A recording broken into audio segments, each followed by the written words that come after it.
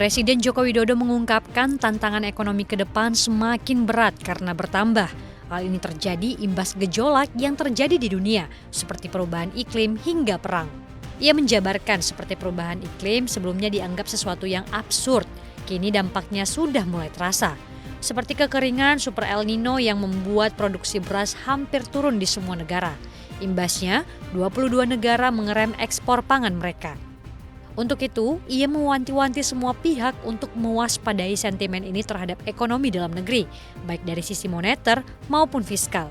Menurutnya, meski Indonesia sudah memiliki arah kebijakan atau peta jalan untuk menopang ekonomi di masa depan, seperti hilirisasi, namun perlu pengawasan dalam implementasi.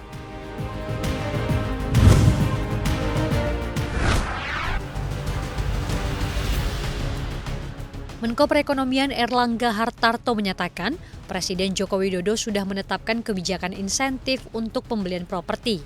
Insentif itu berupa PPN yang ditanggung pemerintah 100% untuk pembelian rumah di bawah 2 miliar rupiah. Erlangga menjelaskan, PPN rumah baru di bawah 2 miliar rupiah ditanggung pemerintah 100% hingga Juni tahun depan. Setelahnya, pemerintah hanya menanggung PPN sebesar 50%. Bukan hanya bantuan PPN, masyarakat berpenghasilan rendah alias MBR, pemerintah memberikan insentif untuk pengurusan administrasi rumah baru, mulai dari BPHTB dan lain-lain senilai 4 juta rupiah. Ini berlaku hingga tahun 2024. Dia mengatakan dari perhitungan terkini pemerintah, sektor perumahan dan sektor konstruksi kontribusi PDB-nya turun. Totalnya, kontribusi konstruksi ke PDB diperkirakan hanya mencapai 14 hingga 16%. Erlangga juga mengatakan, diharapkan pemberian insentif ini bisa mengurangi masalah kekurangan atau backlog rumah yang mencapai 12,1 juta.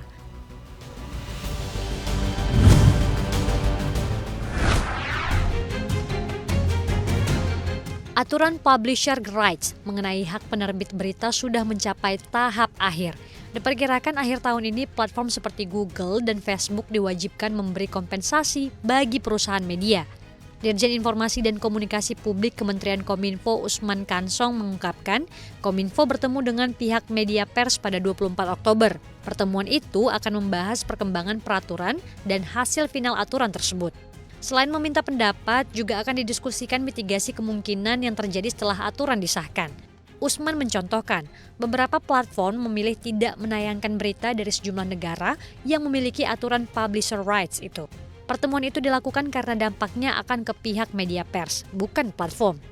Berdasarkan kajian, Usman mengungkapkan tidak terlalu berpengaruh secara ekonomi, namun bisa saja bermasalah bagi beberapa perusahaan pers.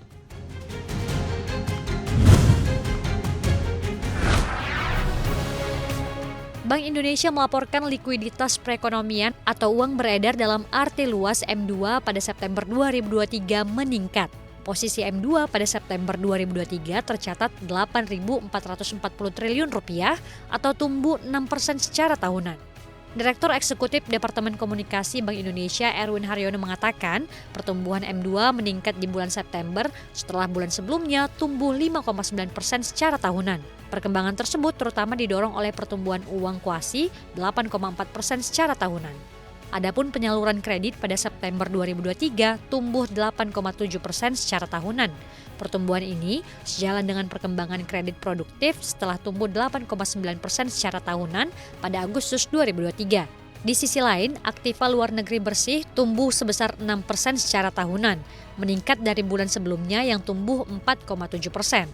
Sementara itu, tagihan bersih kepada pemerintah pusat tumbuh 13,2% secara tahunan.